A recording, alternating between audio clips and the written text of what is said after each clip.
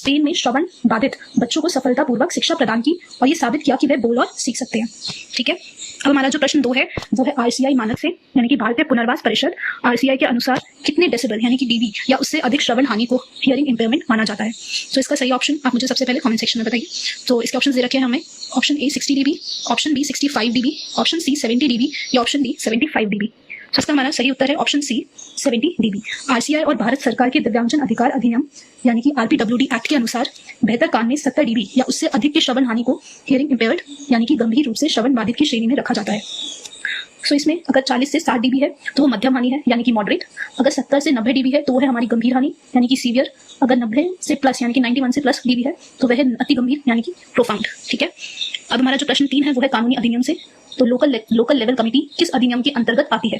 Option A PWD act 1995, option B national trust act 1999, option C CPM remedy act 1999 या option D RCI act 1992। So इसका सही option आप मुझे पहले comment section में बताइए। ठीक है, सो इसका हमारा सही उत्तर होगा option number B which is national trust act 1999। स्थानीय स्तर की समितियां यानी कि एलएलसी नेशनल ट्रस्ट अधिनियम 1999 के तहत गठित की जाती है। इनका मुख्य कार्य ऑटिज्म, सेरेब्रल पैल्सी, मानसिक मंदता और बहुदिव्यांगता वाले व्यक्तियों के लिए कानूनी अभिभावक यानी कि गार्डियंस नियुक्त करना और उनके हितों की रक्षा करना है। ठीक है, अब हमारा प्रश्न 4 संस्थान का स्थान से है। भारतीय सांकेतिक भाषा राष्ट्रीय संस्थान यानी कि Indian sign language national institute कहाँ स्थित है। ऑप्शन नंबर ए इंदौर में, option number B Kolkata, option C Mumbai या ऑप्शन डी नई दिल्ली। सो इसका सही उत्तर हमारा ऑप्शन डी होगा Nai Delhi. So Indian sign language research and training centre Bharat की राजधानी नई दिल्ली में स्थित है। यह संस्थान सांकेतिक भाषा के विकास, अनुसंधान और बधिर समुदाय के लिए द्विभाषा शिक्षा को बढ़ावा देने का कार्य करता है। इसकी स्थापना 2015 में की गई थी। अब हमारा अगला प्रश्न है कि आरटीसी का पूर्ण रूप क्या है यानी कि उसकी फुल फॉर्म क्या है। Option A regional rehabilitation training centre, option B regional research and training centre, option C rehabilitation training council या option D regional teaching centre. So इसका सही उत्तर हमारा ऑप्शन ए होगा रीजनल रिहैबिलिटेशन ट्रेनिंग सेंटर। पुनर्वास के क्षेत्र में आरटीसी का अर्थ रीजनल रिहैबिलिटेशन सेंटर है। यह केंद्र क्षेत्रीय स्तर पर दिव्यांगजनों के पुनर्वास के लिए कुशल पेशावरों को प्रशिक्षण देने का कार्य करते हैं। ठीक है, फिर हमारा प्रश्न 6 नेत्र परीक्षण से है। स्नेलन चार्ट का निर्माण किसने और कब किया था।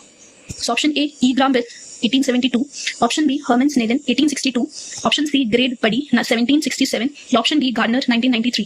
सो इसका सही उत्तर हमारा ऑप्शन बी होगा हर्मन स्नेलन। उन्होंने किया था 1862 में और यह है हमारा स्नेलन चार्ट कुछ ऐसा दिखता है। सो डच नेत्र रोग विशेषज्ञ हर्मन स्नेलन ने 1862 में इस चार्ट का आविष्कार किया था।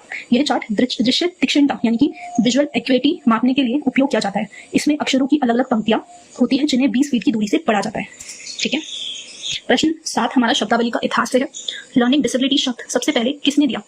ऑप्शन ए अवशेष ब्लू कॉलर, ऑप्शन बी सी ऊटस electric, option C Michael Dell या option D Samuel Kirk. So इसका सही उत्तर हमारा ऑप्शन डी होगा।